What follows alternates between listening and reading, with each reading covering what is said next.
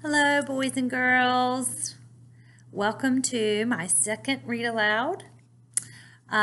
Today I'm going to read a book called Peace is an Offering.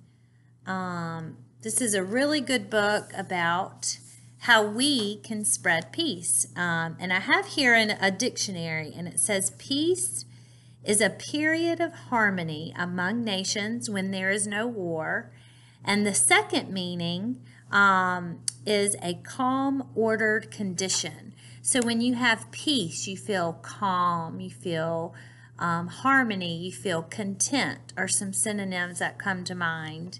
And maybe an antonym of peace could be chaos, fighting. So I want you to think about some synonyms of peace and maybe some antonyms of peace, some non-examples of peace, and how you can help spread and give peace. So Peace is an Offering. Words by Annette LeBox. Pictures by Stephanie Gregan.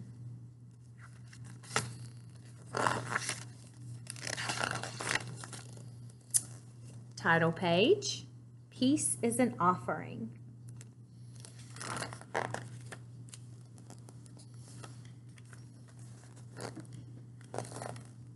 Peace is an offering, a muffin or a peach. So this little girl is trying to give comfort, another synonym of peace, while he is in bed sick, trying to heal. She's trying to give him a little treat to eat. Maybe give him company. Peace is a birthday invitation, a trip to the beach. How many of you like a trip to the beach? It can be very calming and relaxing, yeah? Peace is gratitude for simple things. Light through a leaf, a dragon's fly wings. How many of you have noticed the sunlight filtering through leaves? Or you've seen a dragonfly whiz by and you notice the sunlight making his wings sparkle. How many of us have been grateful for that, or maybe felt peace because of that, felt calm? And gratitude, it says, that means to be thankful for those things, to be thankful for such beautiful things that nature has to offer. A kiss on the head, raindrops and dew, a walk in the park, a bowl of hot stew. I love a bowl of hot soup in the wintertime or on a cold, rainy day. It looks like it's raining in this picture.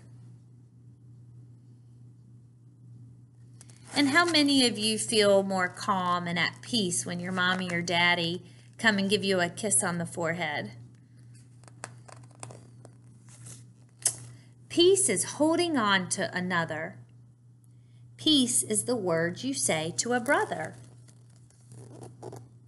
If you have a brother or sister, do you say nice things to give them peace? Or do you say things that maybe don't create peace, that maybe create chaos or fighting? Think about that the next time you interact with your brother or sister. Will you stay with me? Will you be my friend? Will you listen to my story till the very end?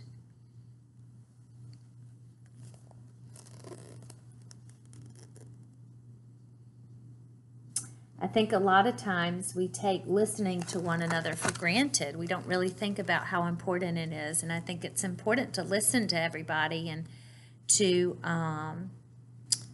make that person feel like it's important what they have to say. And that's a part of being a good friend. Sometimes we don't always have to do the talking. We just need to stay quiet and listen if they want to talk or tell you something. Will you wait when I'm slow? Will you calm my fears? Will you sing to the sun to dry my tears?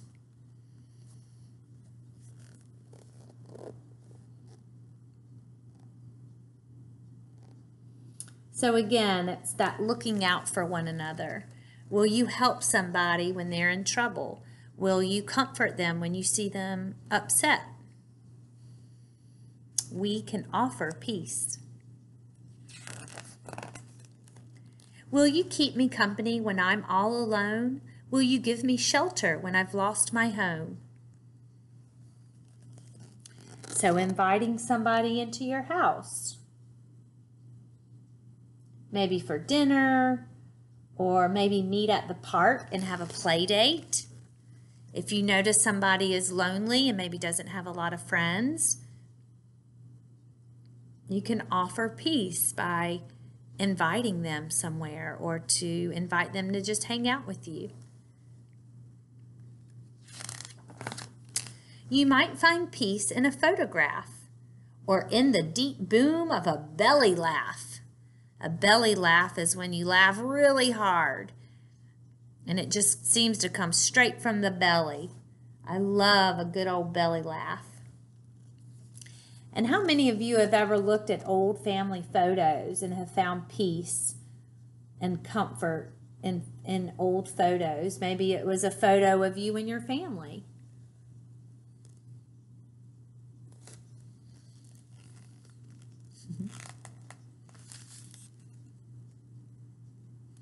And even in the wake of tragedy, even then you might find her in the rubble of a fallen tower, in the sorrow of your darkest hour, in the hat of a hero, in the loss of a friend.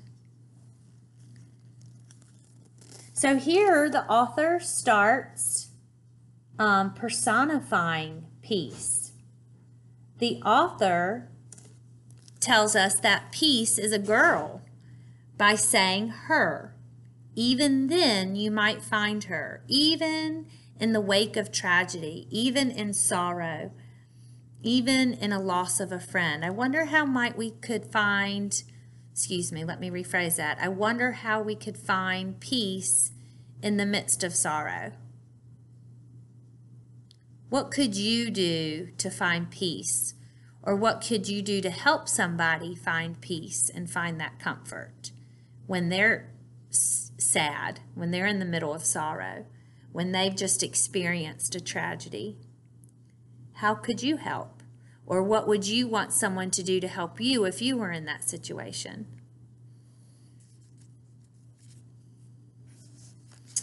I wonder what this family is experiencing. And think about how the author has drawn that picture to show how they're kind of sad. Their body language shows maybe that they've experienced something tragic.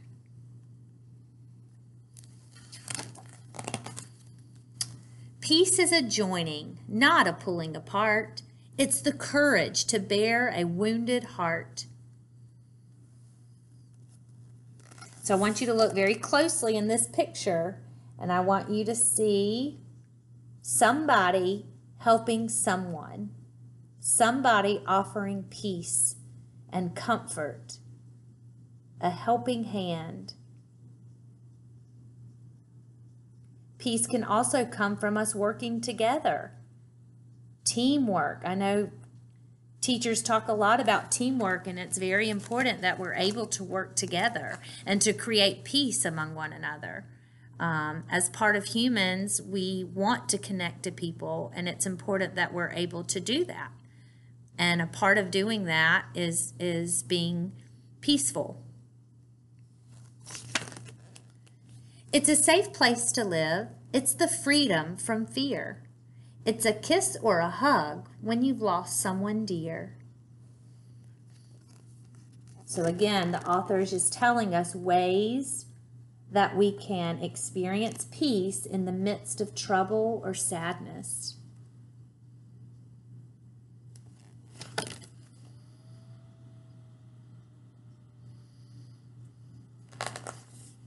So offer a cookie. Walk away from a fight. How many of us just had to walk away if someone, it looks like this boy right here is maybe being teased and he's being called bad names or being yelled at, and these boys are just walking away. They're trying to stay peaceful. And boys and girls, if that were ever to happen to you, you need to let a teacher know or a parent know. It's okay to walk away from a fight, but it's not okay if it keeps happening.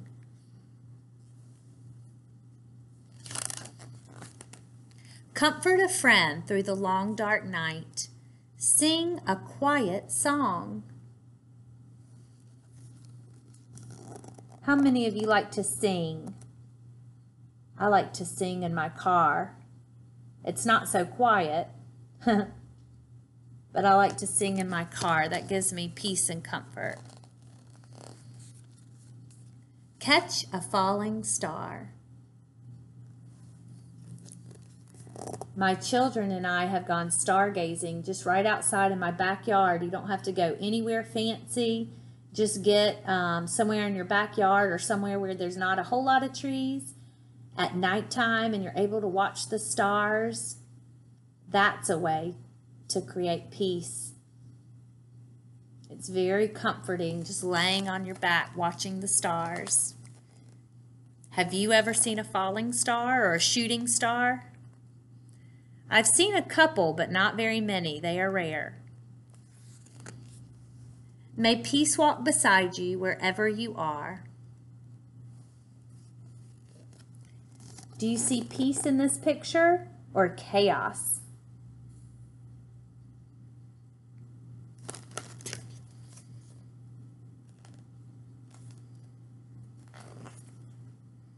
I see peace. And that was the end of the book, boys and girls. A little note here by the author. It says, in this book about giving from the heart, children find simple and meaningful ways to show friends, neighbors, and family that they care. So there's always something simple we can do to create peace and to create comfort and to offer comfort to somebody when they're sad or offer a hug.